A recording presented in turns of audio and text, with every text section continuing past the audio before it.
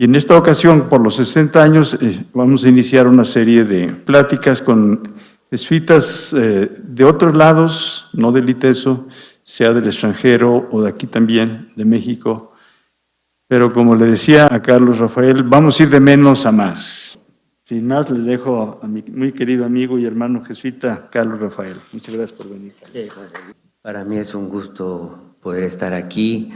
El tema que voy a tratar con ustedes se llama La fe y la justicia en instituciones de la Compañía de Jesús. A mí me parece importante hacer esto, pues que hablamos muchas veces de fe y justicia, porque es un poquito el corazón de la espiritualidad ignaciana, es que es el corazón de lo que es ser cristiano. Entonces la relevancia es fuerte. Ahora, para toda comunidad educadora de tradición jesuita, la justicia ciertamente es un componente de suma relevancia, sobre todo cuando en el pensamiento de la Iglesia se caracterizó no solo hablar de justicia, sino de justicia social, con lo cual este término alude claramente a las exigencias debidas a toda una clase social empobrecida. El sujeto primario entonces no es el individuo, también lo es, pero sobre todo los colectivos humanos. Ahora bien, cuando la justicia social se vincula con la fe, se torna entonces en algo realmente todavía más apremiante, más exigente. En la terminología de la Compañía de Jesús se concreta todo esto con la fórmula la justicia que brota de la fe, y entonces esto quiere decir que nos debe importar con todo nuestro corazón, con todo nuestro sentimiento. Esto que nos importa es importante porque hay que luchar, pues una guerra, una lucha para hacer realidad esta fe que se debe mostrar en las obras. Nuestras sociedades no pueden seguir como están. Hablábamos ahora de la situación aquí de México. La situación en Guatemala es realmente lacerante. Ahora ya no caben los presos en las cárceles. Gracias a Dios que metemos presos. Pero la violencia, las extorsiones, eso está al orden del día. Entonces, tenemos que modificar nuestras sociedades. Y una gran manera es a través de la educación. La formación creo yo que es algo capital para todo esto. Vamos a un caos. Lo bueno es que tenemos la fe. Y entonces, como dice San Pablo a los Filipenses, tenemos fe que todo lo podemos en aquel que nos conforta. Nuestros estudiantes y formadores pues vienen de diversos lugares, niveles sociales, pero ¿qué es lo que tenemos que ofrecer con más relevancia para los alumnos? ¿Qué es lo que nos puede diferenciar de otras instituciones académicas universitarias? Yo creo que es precisamente lo característico nuestro. Es decir, lo que intentamos privilegiar es una integración que favorezca y no distraiga la tarea esencial de promover la justicia. Esta integración tiene que procurarse por razones puramente humanas, pero además también por razones de nuestra fe. Es decir, que el componente de nuestra fe es importantísimo para ayudarnos a suscitar esta lucha por una justicia social.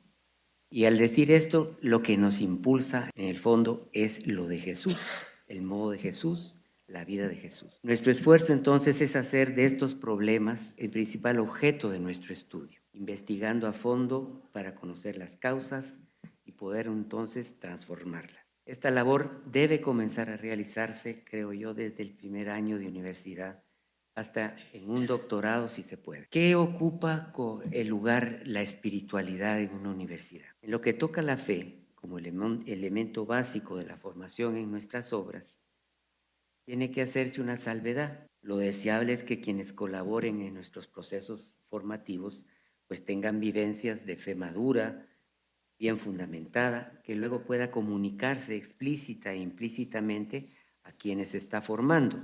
Pero en la actualidad muchas veces nos encontramos con personas que no necesariamente son creyentes y sin embargo son ejemplares en muchas cosas. Las exigencias de la formación en instituciones a cargo nuestro, de los jesuitas, suponen personas que por lo menos deban tener un talante de apertura a las dimensiones de fe a la hora de formar un equipo. Tengan apertura. ¿Y esto qué es lo que significa en la práctica? y aunque no tengan una fe cristiana explícita, que tengan por lo menos lo que he solido denominar una espiritualidad no religiosa, una espiritualidad meramente humana, una espiritualidad civil. Ahora, ¿cuáles son los rasgos de este tipo de espiritualidad? Yo creo que el principal es que tiene que ver con algo como de una experiencia de algo mayor que nosotros, de algo más grande que nosotros, a veces indescriptible, pero que motiva sobre todo porque está enmarcada eso mayor que nosotros en un desafío, en lo que podemos hacer como para que las cosas caminen de una manera solidaria.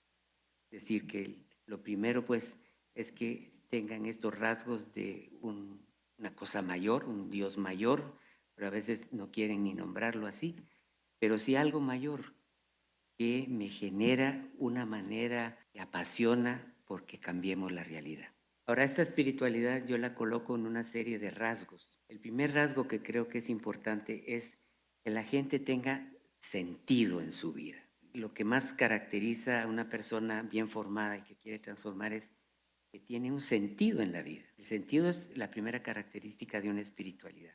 Como el sentido de la vida, a nivel puramente humano, de la esposa en la película de La vida es bella.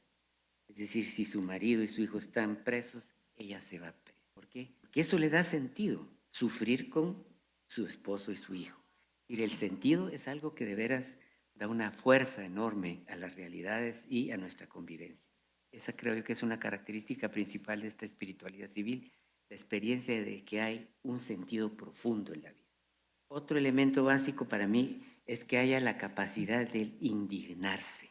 Si no nos indignan las situaciones que vivimos, estamos muy lejos de poderle entrar ni a lo humano y menos a lo de Jesús. Indignación que para Jesús era el miserior super turbas, es decir, se me conmueven las entrañas al ver la multitud así. Una espiritualidad civil tiene que tener una experiencia de indignación. Y si queremos fomentar la espiritualidad civil, tenemos que ayudar a que nuestras personas, nuestros estudiantes, tengan experiencias fuertes de indignación. La indignación provoca valores. Es un decir, esto no puede ser. Entonces yo creo que alguien con una indignación profunda tiene ese rasgo de espiritualidad civil, que creo yo que es uno de los más importantes. Una indignación, por ejemplo, como la de Gandhi, que con su indignación ante la opresión británica logra pues la independencia de la India. Y fíjense que cuando digo indignación, cuando yo hablo de valores, digo que lo que más fomenta el valor es que me indigno ante el antivalor. Por eso, para educar en valores, lo fundamental es ofrecer experiencias en los antivalores. Solo si me indigno ante el antivalor, puedo acceder al valor. Entonces el valor no se aprende en una clase de ética. Ahí se puede como estructurar las experiencias. El valor se aprende teniendo experiencias de los contravalores. Otro tercer elemento de esta espiritualidad civil sería la vivencia de gratuidad. Nadie me lo está exigiendo. Yo como que lo hago porque soy de corazón generoso. Entonces como que todo es gratuito. Y no lo fabrico. Hay una fuerza mayor que yo que me impulsa esta experiencia de gratuidad. Por ejemplo, como Monseñor Romero. Él era miedoso. Monseñor Romero era miedosísimo. Yo llevé un día a un amigo mío, Quechí, y entonces era el domingo cuando predicaba Monseñor.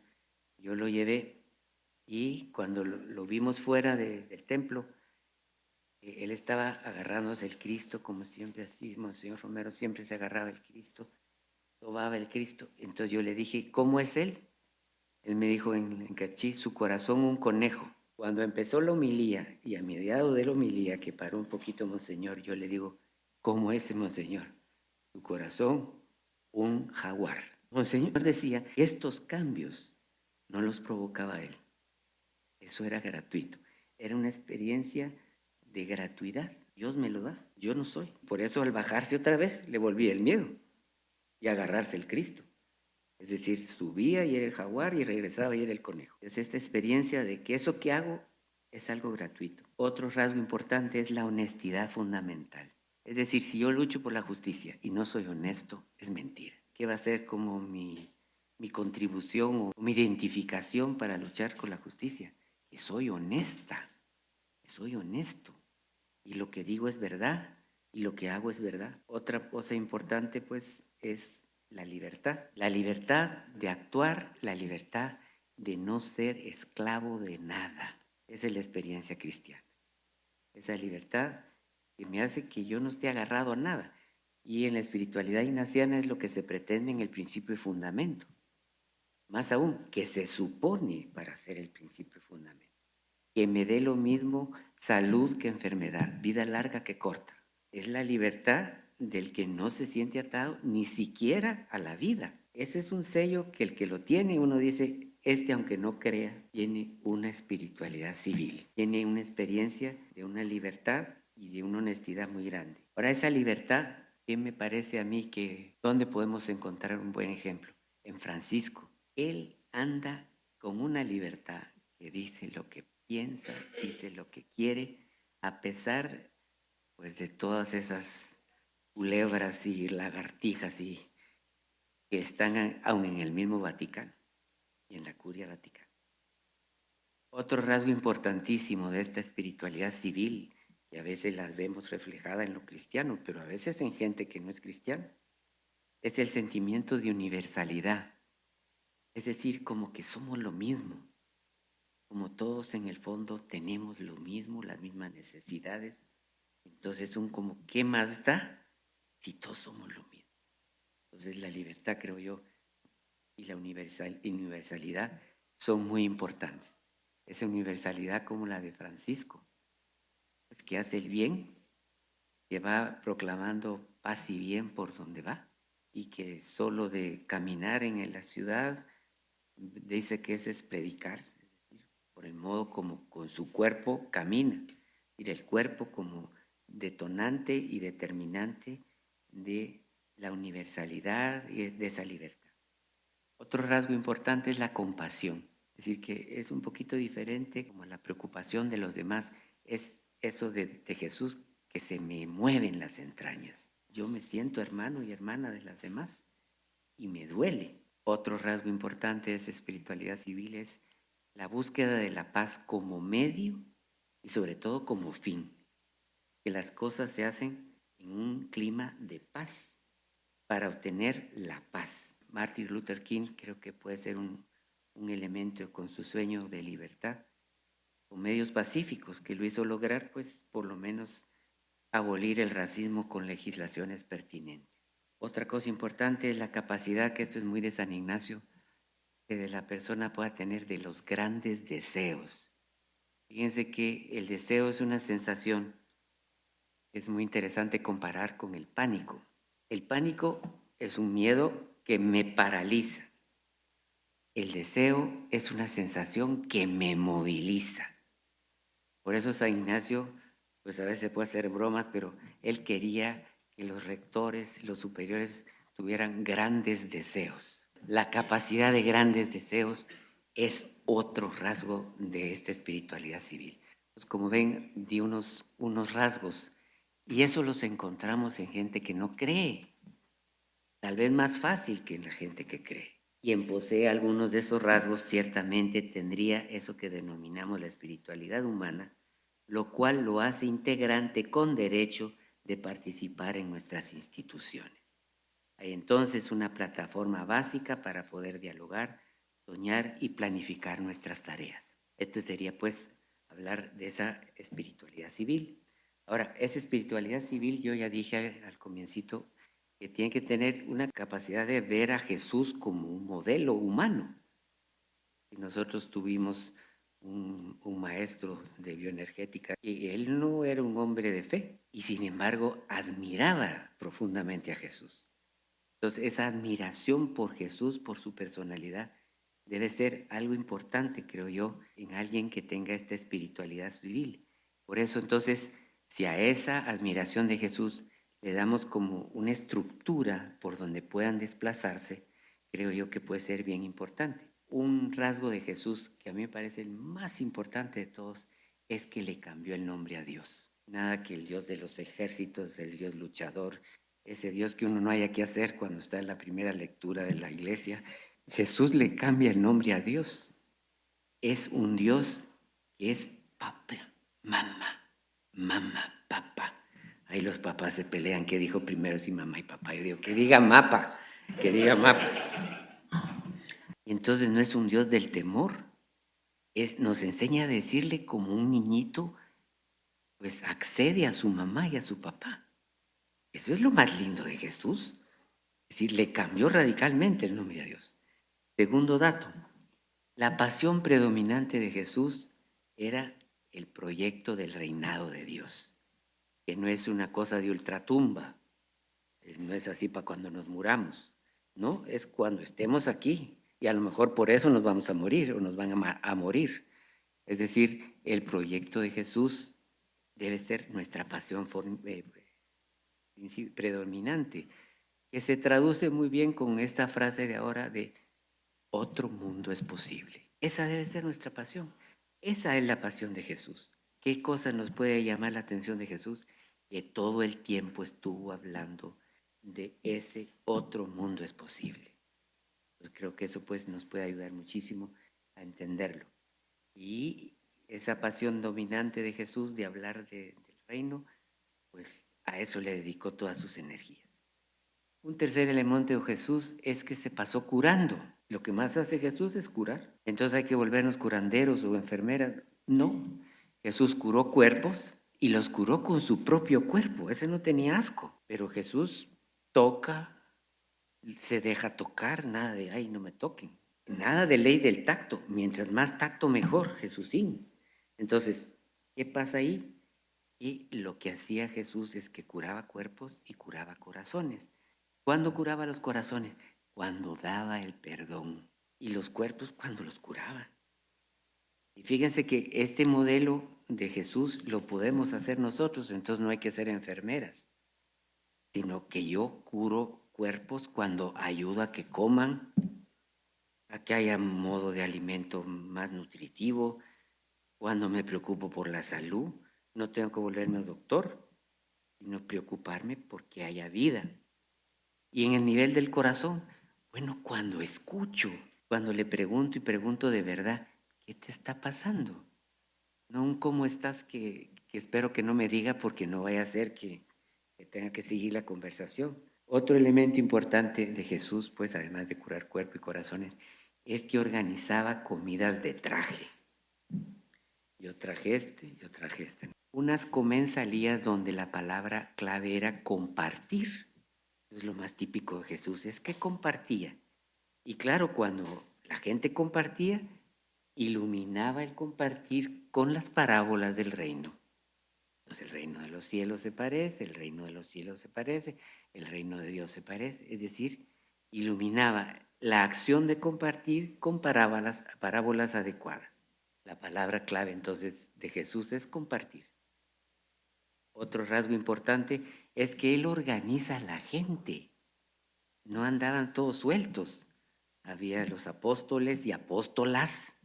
Mandaba hombre y mujer, porque se ganaban el respeto. Entonces organizaba pues apóstoles, es decir, anunciadores. Organizaba discípulos que siempre estaban como aprendiendo y sobre todo discípulas. Por eso en la última cena que no aparezcan mujeres, eso no puede ser. Si las que más estaban eran las mujeres. Y los colaboradores, porque a los que mandaba a predicar había gente ahí que los atendía en sus casas y que si no los atendían se sacudieran el pie. Es decir, que fueran capaces entonces de colaborar con la gente de Jesús. Y ahí metió la palabra de la colaboración como algo fuertísimo. Otra palabra importante es su tónica. ¿Cuál es la tónica de Jesús? Es un hombre libre y feliz, pero de ordinario un hombre libre y feliz, y que pone la felicidad donde no la ponemos. Felices los pobres, felices los perseguidos, felices los de corazón misericordia. Es decir, la felicidad no está donde la gente creemos que está, donde Jesús está. donde Jesús dice que está. Ese es otro rasgo importante. El rasgo importante de Jesús, donde más empieza a ponerse la cosa de color de hormiga, es que enfrenta a todos los poderes de su tiempo. Por esa idea que él tenía de cambiar la situación, obviamente enervó a los poderes de su tiempo. Y el primero al religioso. Cambió el lugar donde se adora a Dios, a la samaritana. Y si ¿dónde hay que adorar? Aquí o ahí. Ni ahí ni aquí, en espíritu y en verdad. Y pocas veces entró en el templo. No es en el templo. No es en el guardar el sábado. Porque fíjense que como con poquito de necio, curaba en sábado. Y hasta que le dijeron, bueno, ¿y por qué no curas en otro día? Si hay 7 días.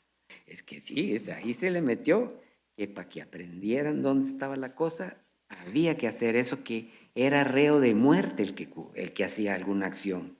Se enfrenta a los poderes, el religioso, el social, por ejemplo, el hecho de no tener esposa, y le gritaron por eso eunuco, y dijo, pues sí, pero él recibe el insulto y le da cara vuelta. Nivel sociológico, igual. Imagínense que Jesús se vive metiendo con galileos, que son gente que no creen en el verdadero Dios o no lo tienen todo claro. Ahí a los que más cura son a galileos. ¿Dónde vive? En Galilea de los gentiles. Ahora, como nosotros los mapas nos parecen que son una cosa irrelevante, pero es que Galilea ya no es Judea, es decir, son que no creen en lo mismo, que no están en lo mismo, y Jesús se lleva más. Bueno, el colmo es cómo trata a el jefe de las fuerzas de ocupación romana. Y le dice, ¿será que me puedes curar? Dice, vamos pues, dice Jesús. Y dice el otro, no, hombre, si yo soy jefe y si le digo a este ven, viene, y al otro, ¿ah? Jesús dice, qué grande es tu fe. Donde se colige y queda claro que la fe no son dogmas, es confianza. Eso es la fe. Y la fe la empiezan a proveer los papás cuando le enseñan a los niños y los hijos a que tengan confianza en ellos en primer lugar. Otro rasgo importante de esto de Jesús es que se enfrenta con el poder romano. Y se vive enfrentando, ya decían pues que este está alborotando el pueblo, pero donde dio en el mero blanco fue en lo de la moneda, que no parece que solo es una cosa que listo este Jesúsín, como se quitó el clavo de si dan tributo o no dan tributo. ¿Por qué? Porque desmitificó que César es Dios. ¿De quién es esta inscripción? Del César. Haber dicho, pues, dele al César lo que es del César. Ese no es Dios. Porque el Dios mío no se deja inscribir en una moneda. Por todo eso que Jesús se opone a los poderes, se gana la muerte del subversivo. Se gana la muerte del que subvierte el orden al imperio romano, que es la crucifixión. Por eso yo digo que nosotros tenemos una habilidad inmensa en edulcorar el evangelio. ¿Qué es la cruz? El modo como los romanos matan a los subversivos. Punto com. No hay otra cosa. Es una palabra técnica. Edulcoramos las palabras. Esa muerte de cruz es lo que hace más evidente que Jesús combatió todos los poderes. Y por eso lo mata. Ahora, antes de eso, se puso piqui. Jesúsín se puso piqui. Porque la última cena, que vayan en un segundo piso, que ahí no sé qué, que esté bien acomodado. Yo nunca lo había visto así tan curiosín, pero para esa cena se puso cuidadoso. ¿Y qué fue lo cuidadoso que él hizo ahí? Pues que preparara todo muy bien. Ahora, ¿qué es lo importante en esa cena? Que Jesús partió y compartió el pan y dijo, hagan esto en mi recuerdo. Entonces, ¿en dónde está la presencia? ¿En la hostia ahí o en la acción de partir y compartir? Bueno, lo que decían los cristianos primero era classis tuartu, el partir del pan. Esa acción de partir y compartir lo que tengo, eso es hacer presente a Jesús. Y complementa esta historia, pues Juan con el lavatorio de los pies, que es también lo que hace presente a Jesús cuando hago un oficio en que yo me abajo para servir a una persona en necesidad. Y cada vez que hago eso, hago presente a Jesús. Esta cena entrañable es importantísima en nuestra espiritualidad. Es decir, tal vez yo no creo, pero me parece lindísimo que donde más se note que yo sigo a Jesús sea en que me parto y comparto y en que soy capaz de hacer pues una obra de servicio a mis hermanos semejantes. Ahora, el colmo de todo esto es la muerte en cruz, ¿verdad? Ahora, lo importante es pues que después de esto viene la resurrección de Jesús, ¿verdad? Es la fuente de esperanza que ha movilizado la historia. Porque fíjense que no es la lucha de clases lo que más moviliza, sino la esperanza de que otro mundo es posible. Y todo esto tiene como un final que es la irrupción del espíritu donde surge la iglesia. Una institución que quiere formar personas tiene que formar líderes. ¿Cuáles son los talantes del líder? Está este que fue jesuita y escribió el libro Liderazgo Jesuítico. Suaviza la razón por la que nosotros nos tiramos a un liderazgo. Es por cambiar el mundo, no es por construir una empresa. Lo que necesitamos es personas con capacidad de liderazgo. Ahora, ¿qué tiene que ser una característica del líder? Tiene que atraer, pero tiene que ser algo que atrae, que convoca, espontáneamente convoca y que no convencen así ahora lo creen esto que digo yo porque lo digo yo. No, convoca y sabe integrar la disidencia. Eso es importantísimo. Un líder que no aguanta que le digan, ¿y eso por qué? Ni siquiera la pregunta, y menos, no, yo digo que eso no porque no sé qué, eso ya no lo aguanta. Ese no es un buen líder. Un buen líder es el que es capaz de aguantar y convivir con la disidencia y sacarle ventaja a la disidencia. Otra cosa importante en un líder es que sea capaz de generar equipo, donde dejemos crecer a las demás personas. Entonces son personas con entusiasmo. Fíjense que a mí me gusta mucho la palabra entusiasmo, porque si se ve a nivel etimológico, es en theos eimi, ahí está Dios. El entusiasmo es que yo traigo a Dios metido. Ahí está Dios metido. Ir con entusiasmo. Un líder es alguien que no solo hace bien las cosas, sino hace buenas cosas. No solo es que dice todo lo hace bien, como le dijeron de Jesús, pero hace más buenas cosas. No solo las hace bien, sino las hace buenas. Es solidario de corazón. Es alguien que vive los valores básicos de la humanidad. En definitiva, va a ser una persona, como dice Ledesma y Kolbenbach, consciente, competente, compasivo y comprometido. Por todo esto dicho, quiere decir que no cualquier jefe es un verdadero líder. Lastimosamente no. Sucede lo contrario. Los que se dicen líderes, lo que son dominadores, pero no son líderes. Un punto quinto, que es en todo lo que necesitamos, la generación de una clase política nueva y pertinente. Con líderes de calidad y con la fuerza de una espiritualidad humana, tenemos entonces las condiciones para realizar algo importante y determinante en el futuro de las sociedades. Se podría decir que en la actualidad casi ninguno de los políticos aquí en México, en Guatemala, en ninguna parte, han tenido las cualidades humanas ni han gozado una formación tal como requiere las necesidades que el mundo reclama. Entonces el desafío para universidades y colegios y cosas nuestras es esto, formar líderes con estas características. Lo que necesitamos además es que de dar buena formación es instaurar una plataforma de nivel superior que genere una nueva clase política, con altura académica y sobre todo con valores éticos, lo cual exige una continua formación de temas de actualidad del acontecer nacional y mundial. El ejemplo instaurado por Ellacuría en nuestra Universidad de El Salvador de la Cátedra de Realidad es muy sugerente por el carácter despertador hacia la inquietud de escudriñar la realidad para que metiéndose en ella se busquen caminos estructurales de cambio. ¿Qué es lo que tenemos que hacer cuando vemos la realidad? Primero, hacerse cargo de la realidad, luego encargarse y luego cargar con la realidad. Es decir, la realidad es algo que nos interpela. Es necesario entonces implantar estamentos sociopolíticos nuevos con finalidad política, pero con valores, y por eso vamos después a decir una palabra de los valores. No hay centros serios que sean no solo tanques de pensamiento, sino escuelas de formación donde la promoción de la justicia, también con sello de interculturalidad en países como los nuestros, se promueva. Necesitamos además esa clase política de corte más intelectual vinculada estratégicamente con líderes populares. Y por un lado formamos a nivel sociológico como pueden formar en las mejores universidades, pero nunca tienen un contacto con los que pueden mover el tinglado, eso no lleva a ninguna parte. Sin estas alianzas no se hace nunca nada.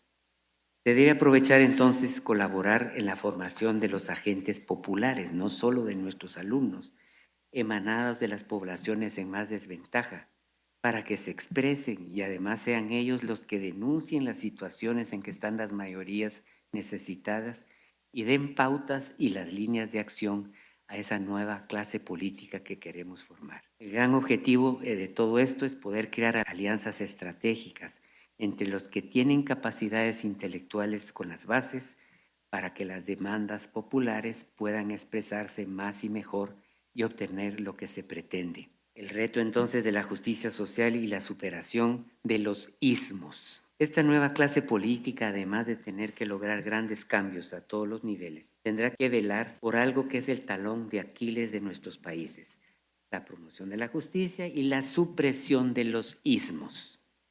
Machismo, sexismo, feminismo, racismo, proselitismo, sexismo, todos los ismos. Es decir, esto es lo que nos divide, nos rompe, nos desune. Cabe recordar que el influjo del pasado personal e histórico que han golpeado los corazones de las personas en desventaja es un veneno que, si no se estirpa, va a infectar, corroer e impedir acciones en pro de la justicia y sus componentes. Séptimo aspecto: sanar las heridas y aprender a vivir desde las fuerzas positivas es el requisito. Es decir, quien quiere entrar a ayudar a que la población promueva cosas diferentes, mundos diferentes, tiene que haber sanado los golpes del corazón. Porque si no, yo voy a herir por donde me hirieron. El ambiente de corrupción generalizado por una parte y por otra, la situación de indigencia, esta violencia.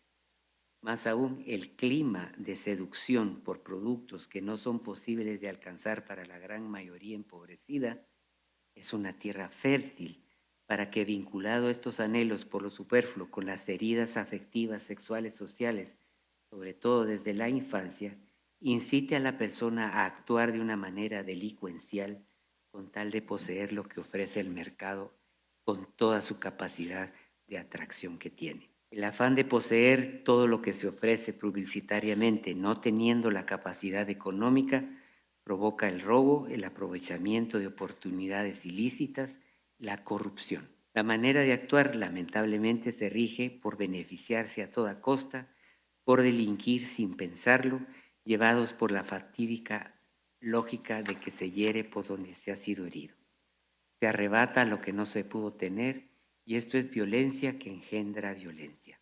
La promoción de la justicia con los componentes de las culturas ancestrales que se maltratan por su condición de minoría a nivel étnico y social, en medio del talante despreciativo de la cultura dominante, exige que quienes quieran trabajarse para un cambio de esta dramática situación deben pasar además por un proceso no solo de depuración psicológico, para no repetir el patrón que ha sido siniestamente heredado, sino sobre todo para superar los traumas sociológicos, es decir, que la cultura racista y machista añade elementos negativos al inconsciente de las personas. Para la persona de una cultura no dominante que ha sufrido a nivel individual aspectos familiares y sociales, desde el desprecio a las culturas autóctonas, las heridas del pasado pueden ser aún más lacerantes. El modo de liberarse de esas sombras sociológicas es poder encontrar algo positivo, que significa, por ejemplo, poseer una cultura distinta, que se hable un idioma más, que se conocen dos culturas, una cultura que por principio valora la tierra, como son las culturas ancestrales. Y esto es una riqueza y una herencia que abre más posibilidades de todo género. El papel de los valores humanos. El líder tiene aspectos humanos y psicológicos que lo definen. Pero si toda persona humana tiene que aprender a vivir valores humanos básicos, quienes ejercen el liderazgo deben dar el ejemplo. Cuando las personas hacen un proceso psicológico de depuración de lo negativo y el aprovechamiento de las energías que dan vida, puede entonces surgir la conciencia. A veces decimos conciencia y es el superego freudiano, o es la regla, o es la norma. La conciencia, como me la enseñó una nana mía indígena, cuando yo le expliqué qué sería la conciencia, le dije, ¿cómo se dice eso en Caxigel? Rucha mei rukush, me dijo.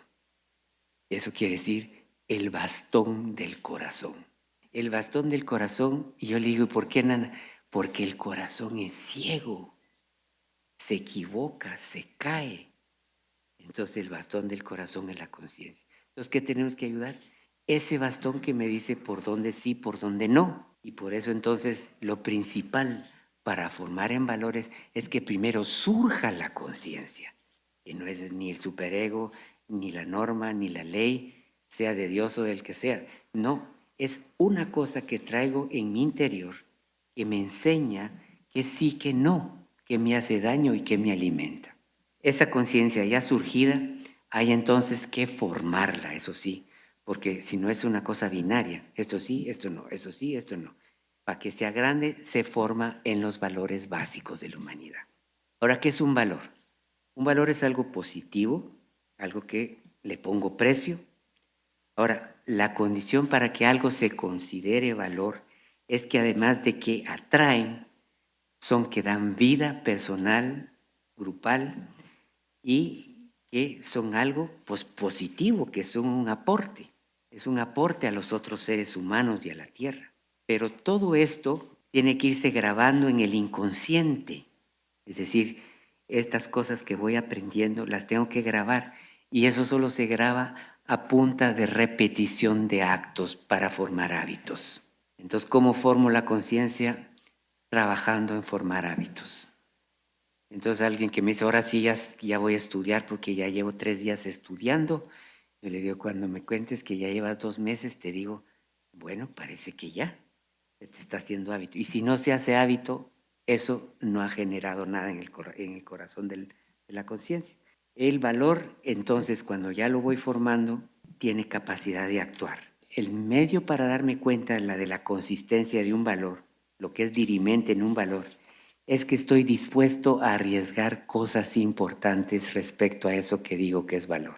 Y si para mí el valor es poder servir a los demás, entonces estoy dispuesto a arriesgar pues, cosas importantes. Si estoy diciendo que la honestidad es un valor para mí, entonces quiere decir que estoy dispuesto hasta a perder el trabajo. Es decir, que donde noto o hago notar que yo tengo el valor, estoy dispuesto a renunciar pues a cosas importantes en beneficio de ese valor. Ahora, ¿cuándo también puedo saber lo que es valor? Cuando estoy dispuesto a renunciar a cosas a las que tendría derecho. Por ejemplo, una familia tiene 5 hijos y dice vamos a tener otro. Yo le digo, eso de que los niños vienen con el pan debajo del brazo es una gran paja. Vienen bien deshabituados. Entonces, si me dice, a pesar de todo, vamos a traer otro niño, digo, para ellos traer otro niño es valor. ¿Por qué? Porque renuncia a ciertas cosas a las que tendría derecho a gozar. ¿Qué son lo determinante? Ya decimos, el que se constituya esa conciencia, que se formen los valores. Y los valores principales, el primero es el valor de la dignidad de la persona y la dignidad de la tierra, juntos. Antes las podíamos separar, pero ahora, si no guardamos la dignidad de la tierra, la vida de las personas se acaba. Y con las poluciones y el CO2 y el CO4, lo que venga, estamos perdiendo las personas. Entonces tienen que estar juntas, la dignidad de la tierra y la dignidad de la persona. Es como la bandera de esto. La bandera de ese valor es la libertad. Porque para mí, donde más expreso lo de la persona y lo de la tierra, es que son capaces de no adherirse y no esclavizarse por nada. Entonces la libertad es la bandera de la dignidad. El segundo valor que a mí me parece importantísimo es la tolerancia. El nombre a mí no me gusta, pero la tolerancia, si vemos etimológicamente, y los viejos saben que cuando antes decíamos Agnus Dei qui tollit peccata mundi, que quita el pecado del mundo. Es decir, que tolerar es no solo quitar, es aguantar. Y entonces con esa combinación queda mucho mejor, porque ¿cuál es entonces lo que tengo que hacer con la tolerancia? Erradicar los ismos, los racismos, los machismos, los clasismos, los sexismos.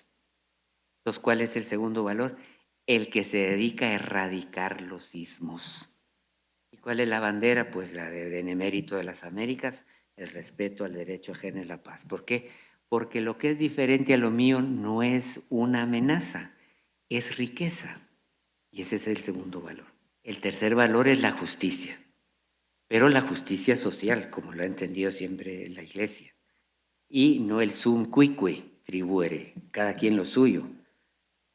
El sum carenti tribuere, cada quien lo que necesite. Esa es la norma de la justicia. La bandera de esa justicia, como ya lo había dicho, es la honestidad. Si yo hablo de la justicia y soy un gran deshonesto, eso no me da peso. Se van a burlar de mí. El último de los valores es la solidaridad. Es que yo me siento uno con todos los demás, uno con la naturaleza. Y ahí la bandera de esta es la responsabilidad social. Entonces, estos serían los valores con los que yo tengo que ayudar a que mi conciencia crezca. Ahora, como estamos en una institución ignaciana y ahora aquí estamos celebrando muchas cosas ignacianas, pues los rasgos de la espiritualidad ignaciana le dan un plus a todas estas cosas. Yo creo que el magis, que a veces se confunde, el magis lo dice una frase que San Ignacio pone en una de sus cartas, que yo lo pongo en muchas introducciones, que es: quisiera, si Dios fuese servido, hacer más de lo que puedo. El magis es que yo esté dispuesto a hacer más de lo que puedo si Dios me ayuda. Y lo que está detrás es en dos personas con subyecto, que pasa Ignacio, es que tienen fuerza, que tienen capacidad en cualquier cosa, pero que en algo abanderan la cosa. Entonces el magis es una palabra que puede colorear a todo esto. La otra es una cosa que hace siempre el que hace ejercicio, sale con una pasión por la misión, porque lo que nos caracteriza es la pasión por la misión de Jesús. Es decir, todo el día, la segunda semana larguísima, estamos pidiendo el seguimiento a Jesús. ¿En qué? En que me apasione por lo de Jesús, por su proyecto. Entonces, eso de otro mundo es posible, es importantísimo. Otro rasgo importante de la espiritualidad ignaciana es la espiritualidad de paradojas. Lo ignaciano es paradójico siempre. Hacerlo todo como que depende de mí, sabiendo que depende de Dios. Y preocuparme por las grandes tareas y ocuparme de lo chiquito. Es decir, no, yo soy un discernidor a nivel internacional de la situación económica. No me puedo ocupar de usted, señora, porque estoy con muchas tareas. No. Hago las grandes tareas y soy capaz de oír a la viejita y decirle: no se preocupe, señora. Eso no es pecado, señora.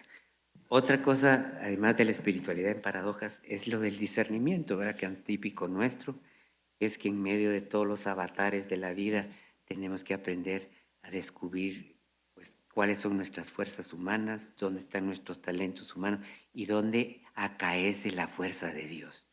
Y para eso tengo que descubrir cómo aparece Dios. Y Dios aparece casi siempre, pues, con suavidad, como dice San Ignacio. Con suavidad. No es estridente lo de Dios. En cambio, el mal espíritu, bullas o para asustar o para que yo me engrandezca. Entonces, ojo al Cristo que es de plata. Entonces, el discernimiento es importantísimo. Ahora, el último punto para que ya descansen. El norte de nuestra actuación es la utopía, es decir, el lugar bueno para vivir. Lo que se pretende entonces es lograr juntos, con nuestros componentes culturales específicos, con nuestras culturas, pues, la construcción de una sociedad incluyente, un lugar bueno para vivir la utopía, es decir, el espacio propicio para palpitar como personas en armonía con la naturaleza y experimentar felicidad.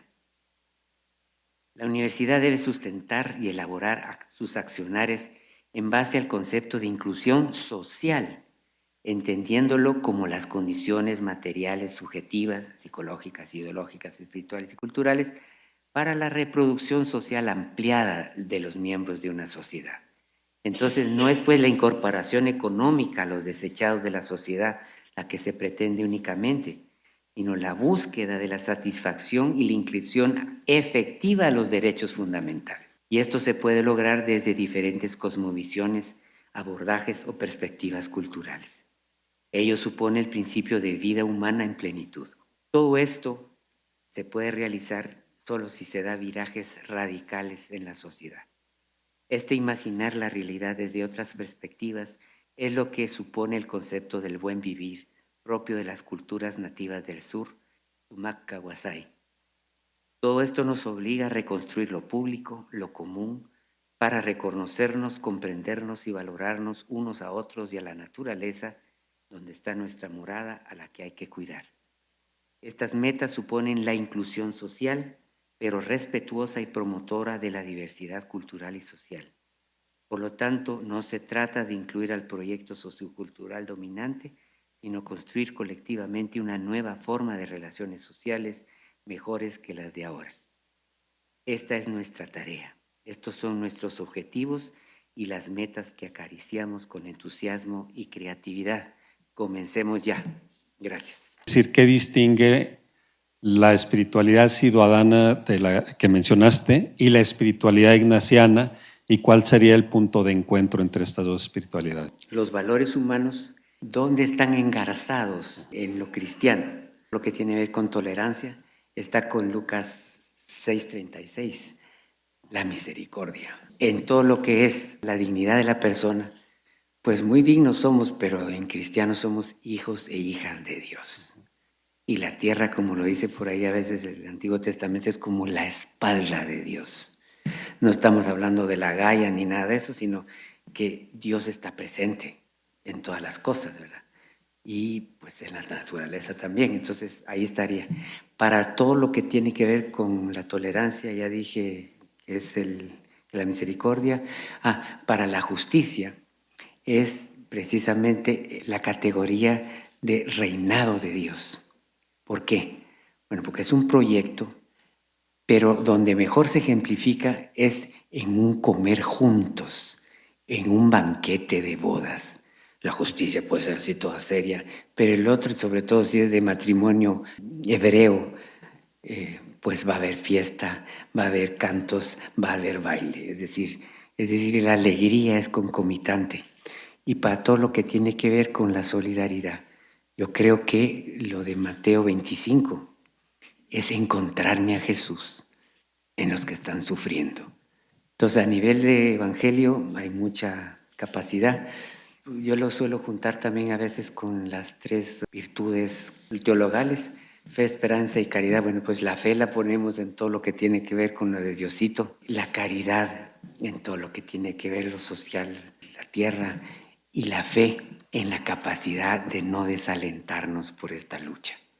Esta lucha es larga, esa utopía es complicada, pero sabemos que con Dios lo podríamos hacer. Y la esperanza es la que más moviliza la historia, que sería el otro rasgo. ¿Cómo ves tú las posibilidades, estrategias que tenemos para suscitar este tipo de espiritualidad entre nuestra comunidad? Por lo menos suscitar, y de ahí en adelante todo lo demás que siga hasta lo más potente. En modelo de universidad, en estrategias, ¿qué cambios hay que hacer? ¿Qué ha hecho la Landívar? A mí me parece que la formación en valores es el corazón, y no hemos construido una metodología para aprender el valor. Y el valor solo se aprende si experimento en carne propia, o de mi esposa o mi esposo o concubino, solo si experimento el dolor en una persona que quiero. ¿Cómo fabricar experiencias pedagógicas concatenadas en donde lo que se provoque sea indignación? Es que si regresan los muchachos y van, sí venimos y vimos, no, tienen que venir con un no puede ser. ¿Y qué tengo que hacer? Lo que San Ignacio a veces fomenta, en lo que él llama cuando alguien, sobre todo en la Ratio Studiorum, cuando él fomenta cómo son las experiencias, etcétera, que hace que una experiencia importante se repita, saque partido, escriba sobre ella y lo más importante, que debata frente a los doctores. Los debates son los que ayudan a que entre y que yo encarne la indignación, que yo defienda lo que yo vi. Ahí agudizo mi sentimiento.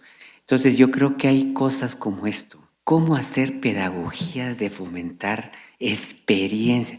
Todo en San Ignacio es experimentar. Nada es de aprender de memoria.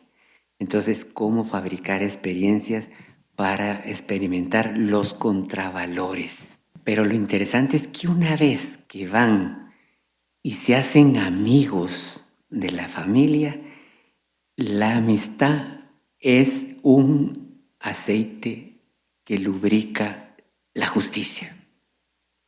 Si yo me vuelvo amigo, ese es por lo positivo. Entonces no solo indignarme, sino hacer cosas donde yo me haga amigo de la gente.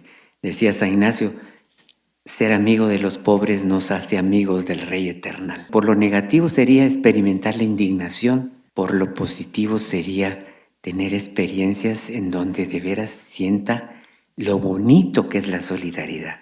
Porque fíjate que la solidaridad tiene como 3 pasos. Primero, no es beneficencia. ¿En qué sentido? No es que yo mando un cheque a la ONG para que ella refarte. Eso puede ser beneficencia. Y si lo haces, pues bendito sea Dios. Es que yo conozco tu nombre porque ya te visité una vez y me acuerdo de tu nombre y traigo algo que yo te lo doy con todo cariño. Y entonces yo recibo un abrazo, yo doy esto y me dan un abrazo que vale más que lo que yo di. Entonces veo la asimetría que supone la verdadera solidaridad. Me dan más de lo que doy. Entonces ese sería pues otro modo en positivo de ir haciendo estas cosas, que yo lo que creo es que tenemos poco. Yo creo que la meta es generar estructuras pedagógicas que faciliten el crecimiento de la conciencia en valores y por otra parte, que eso siempre es indignándome, y por otra parte, lo bonito de la solidaridad. Ahora, ¿por qué es tan importante formar la conciencia? Porque entonces ahí esta escuelita que yo fundé, que tiene psicológico y espiritual y político, es a través de la conciencia donde yo me hago cargo de la realidad. Y ahí paso a ser un sujeto que quiere que las cosas cambien. Y si son sujetos y se hace el gran sujetón, entonces las cosas pueden cambiar. Pues se les agradece su atención.